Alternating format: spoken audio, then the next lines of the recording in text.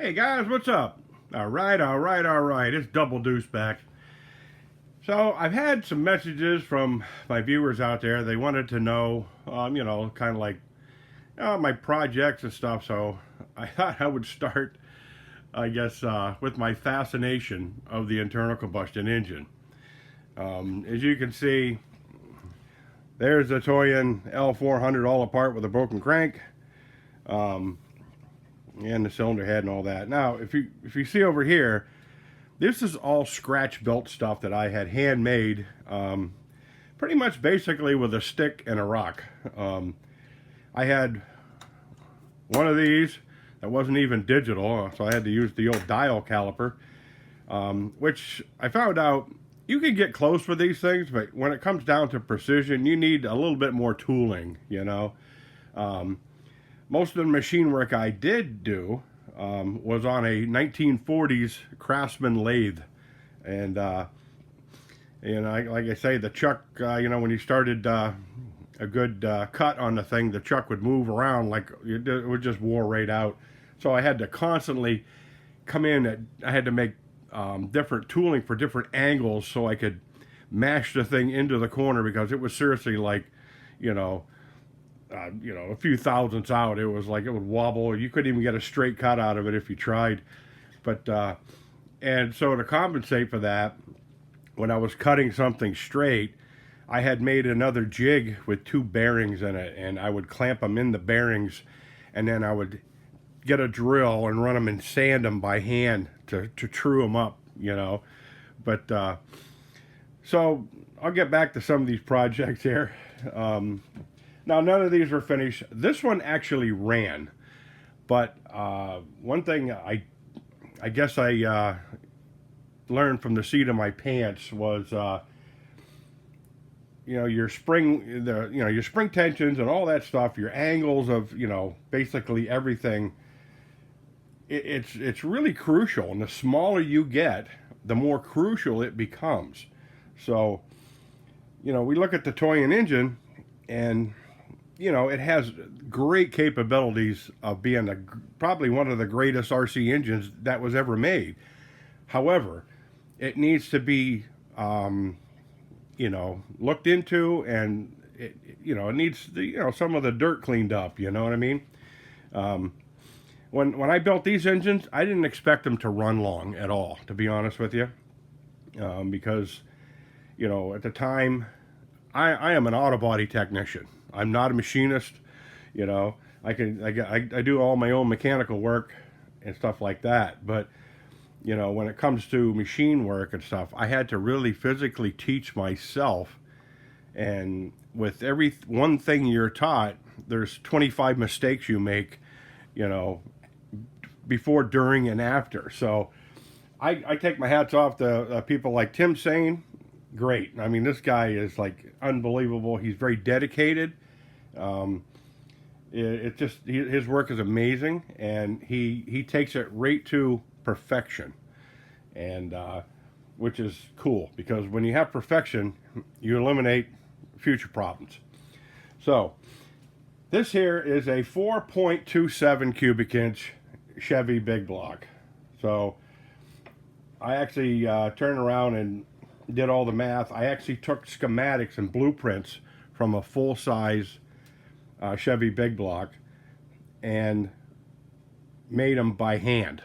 So it's got the big intake valve, the small exhaust valve, and the only thing I couldn't do was their porcupine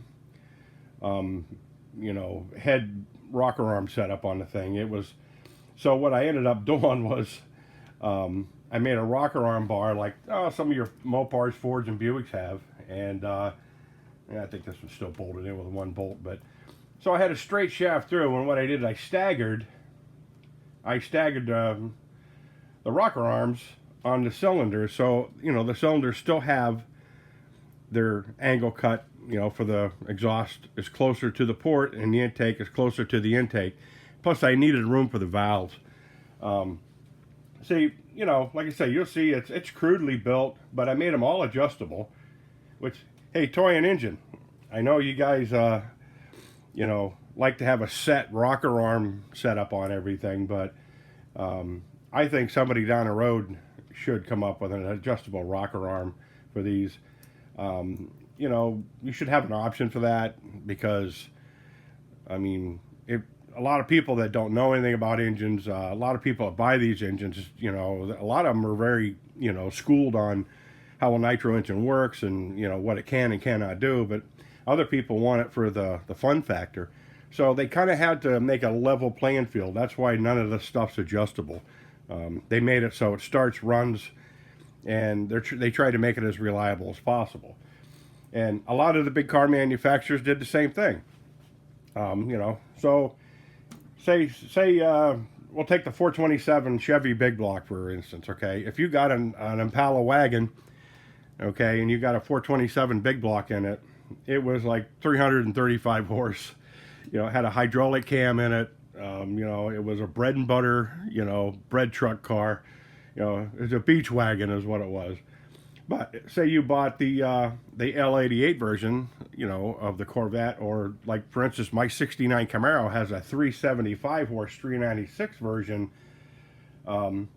Basically, it's a 427 with a smaller bore in the thing. Everything else is pretty much the same. Camshaft is solid lifted camshaft, so you got to constantly adjust them. It has a Holley, double, or dual feed, carb on the thing, and it's a monster, But the differences between your bread and butter beach wagon cars, it's made out of stuff like soft steel, And when you look at the high performance stuff that GM made, it will blow your mind because the engineering that they put into this stuff is, okay, you see some bolts missing, but they did a 4-bolt main instead of a 2.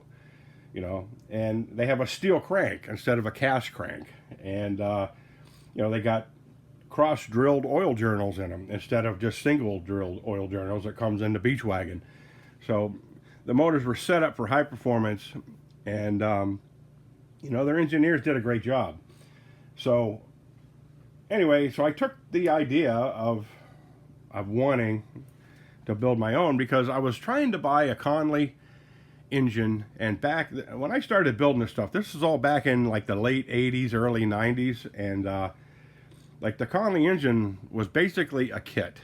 And what they did back then was, when I had talked to him, then the kit was like $5.95 or something, and you would buy 2 kits. You would give one to your machinist for the trade of labor, and he would do all the machine work, and that was his idea back then, But the problem with that was it depends on your machinist, okay?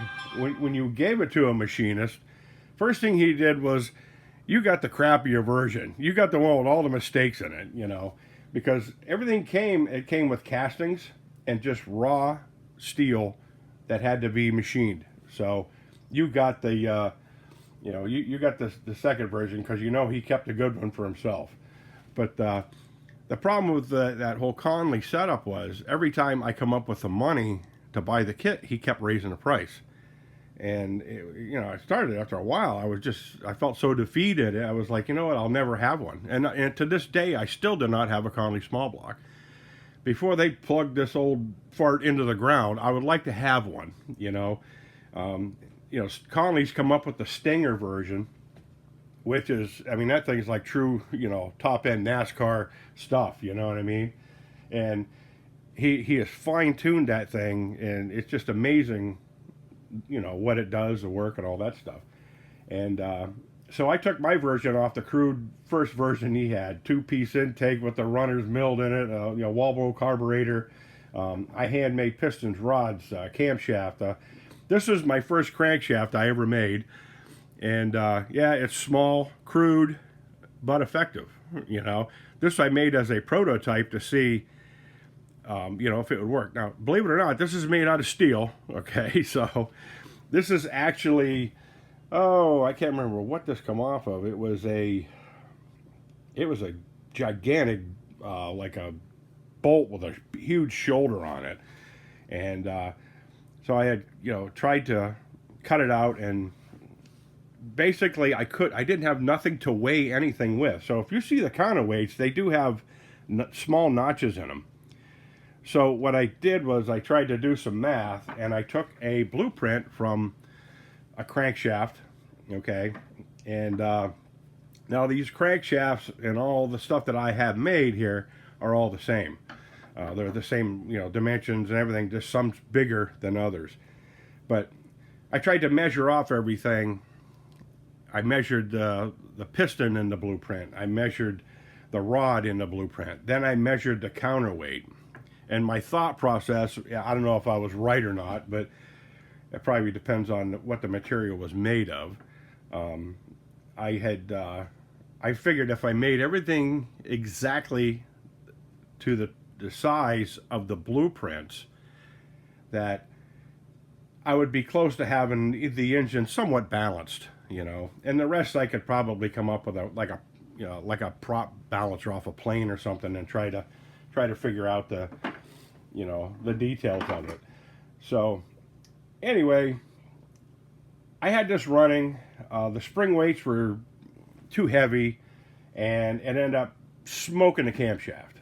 So this was a prototype camshaft that I'd made, and you'll probably see that the lobes are all different in sizes and all that stuff. And try to see if I can get a little closer,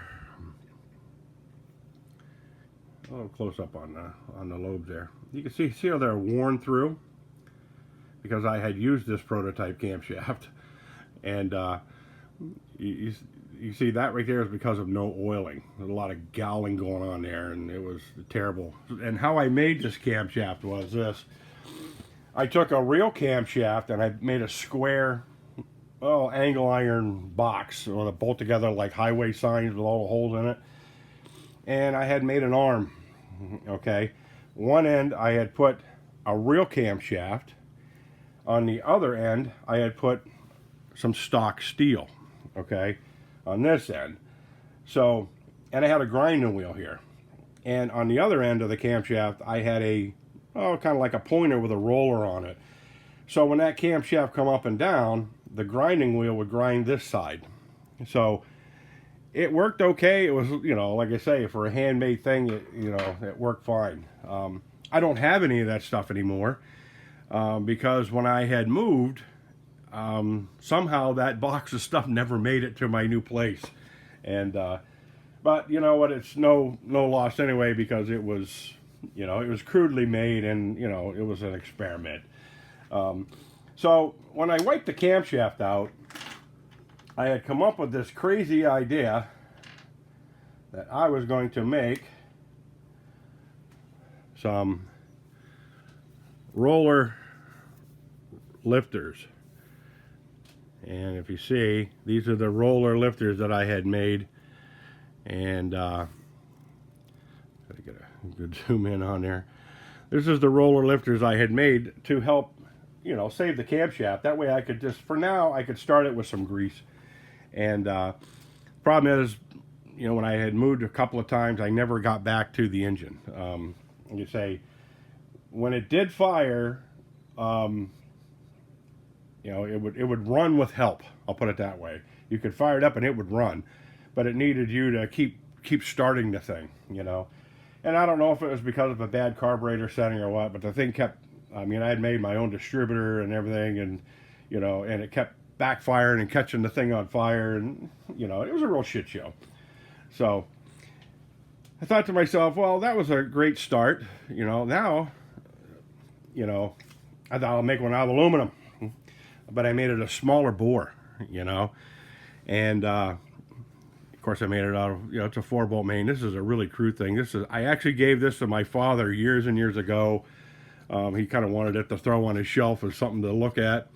And he passed away. He passed down to my brother, and my brother passed away. So when I went home there, my mother gave it to me and said, "You might as well take this back home and put it on your shelf. You build it." So, I was going to make a ZL1 all aluminum 427 out of this. But, as you can see, I even I even started teaching myself how to cross drill the journals in the crankshaft, so I could lube up because these are just bronze bushings that come out of your door pins of your, like if you got a GM car or something like that, they used to have the old brass bushings for the door pins. And I used to buy them by the boxfuls, and I used them quite a bit. And so as time went on, you know, I had all this time and no money. So I decided, you know, that I'd like to build another block. But first, the guy that I worked with says, hey, why don't you make that into a two-stroke? You know, and this was like, I guess, say, back in the day. And this guy was really witty. I mean, this guy could take, I mean, we did it quite a bit. We'd get a bunch of junk. We would go to a swap meet, and at the swap meets, the racers don't sell their good stuff. They sell junk. You know, they sell things they're not going to use anymore because they have no use for it. And we used to go over there and come up with like a $500 budget. We'd buy a bunch of junk and put an engine together. And man, that thing would just run like hell. And, you know, not for long, but man, it was unbelievable, you know, and we should just goof on that. So he talked me into trying to two-stroke it. So this is where I went wrong with this block.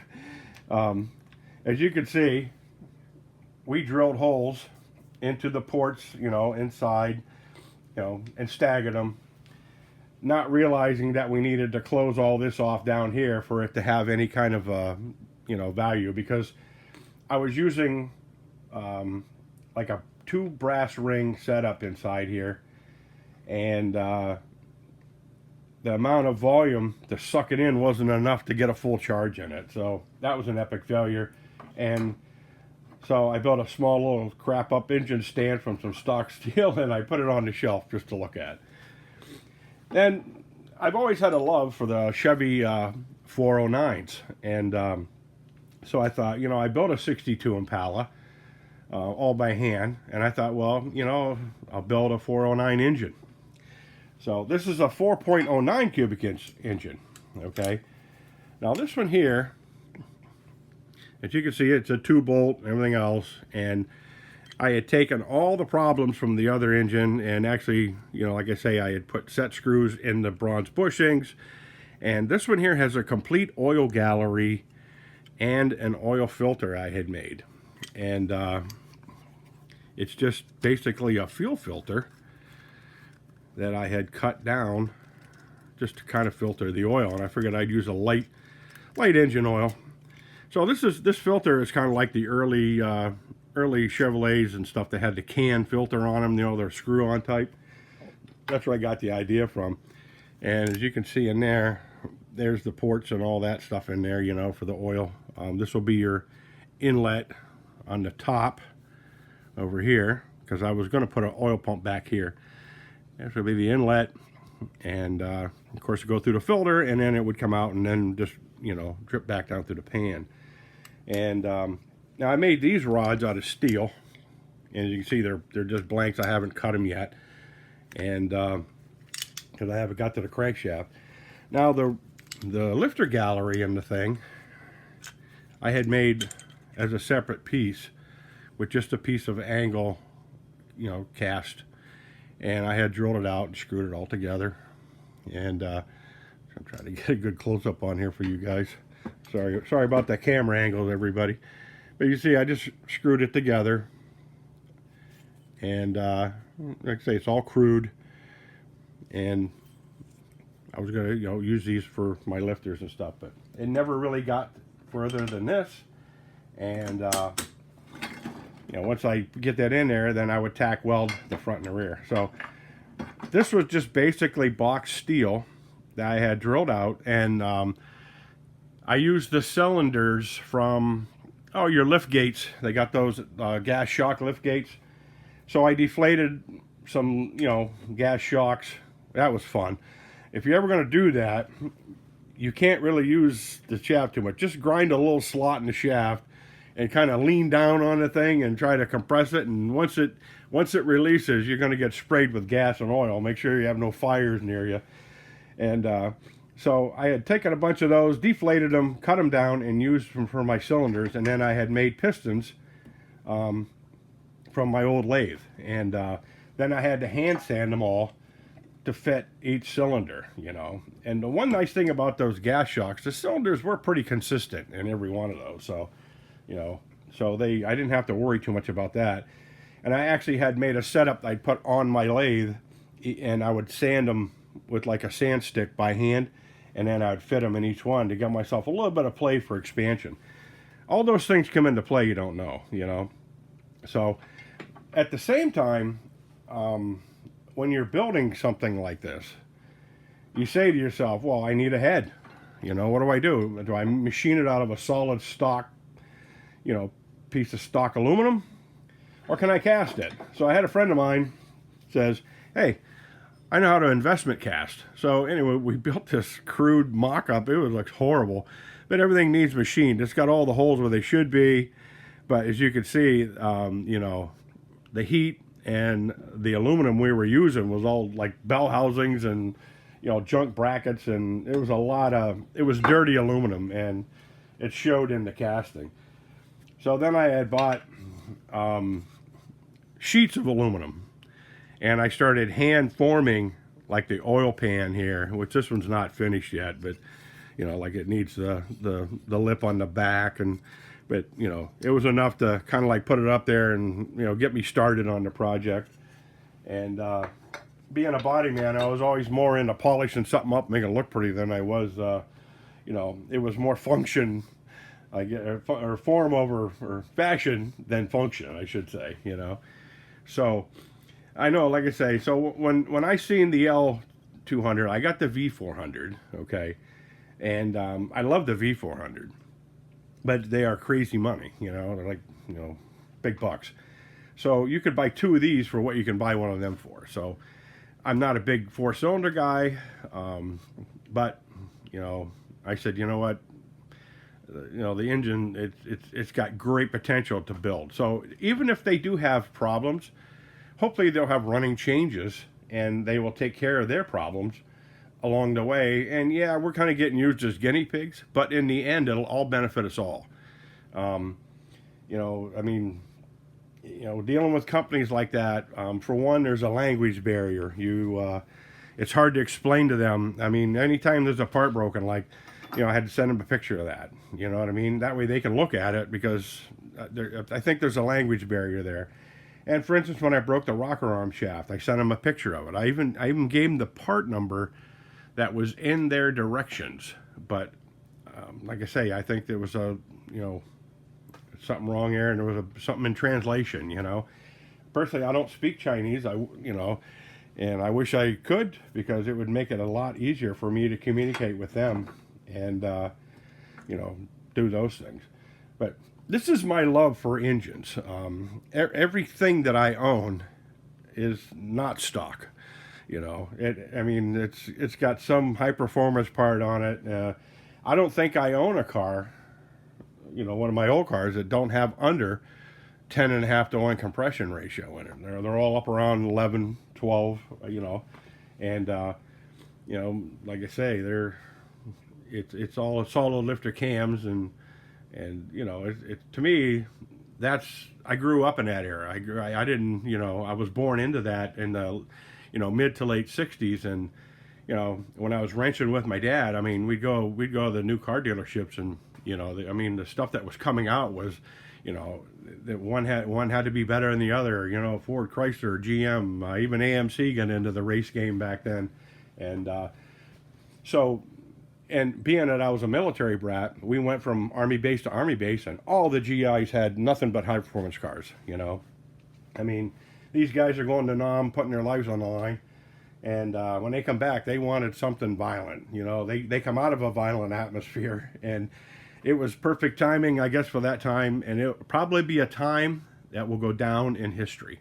And you know, but like I say, any questions, comments, hit me up. You know, I am not a machinist, nor do I play one on TV or YouTube.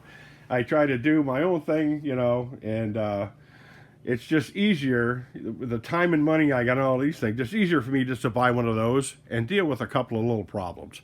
And because, like I say, you're not going to build something with this and a 1940s lathe, You need top end quality equipment. CNC machining has taken over the world, and this is all before CNC machining. I remember a friend of mine. I did a Camaro for him, and and he seen me. I was building this block, and I gave him one of the blueprints.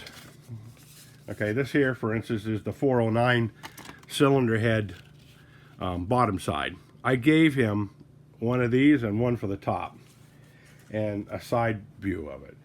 And within 2 days, he came back with one made, and it was made out of plastic. And he had put in all the dimensions in the thing, and seriously, the machine made it. I was stunned, because it took me seriously like weeks and weeks and weeks to make a cast.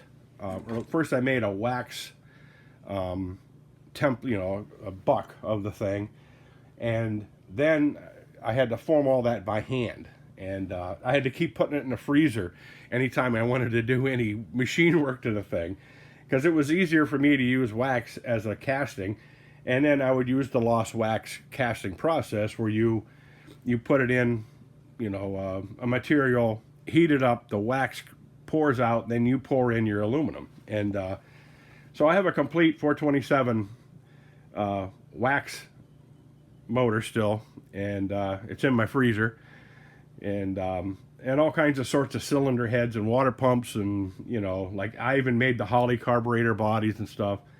And I was going to further that, but as time goes on, like I say, the money and time you put into something and don't have nothing to show for it at the end.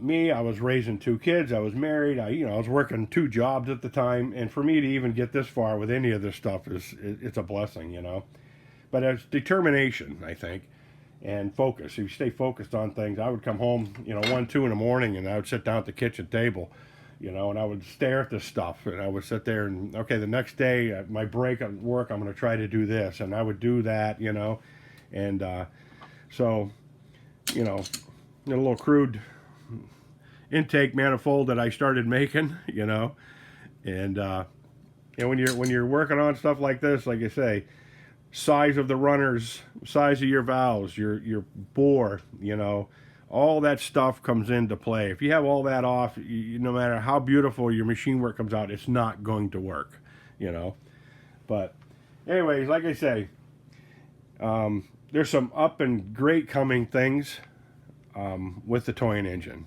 Okay, I that's all I'm going to say. I think it's if everything works out good, that's going to be a stunning engine down the road. And like I say, there's a guy out there doing a lot of stuff with it, and I'm not going to mention him now because I want to give him time. He's overloaded. This guy's totally overloaded with stuff. And but like I say, you guys have a good weekend there. Like, share, subscribe, hit that notification bell, because like I say, it helps out my channel. And you guys have a good one. I'll catch you later.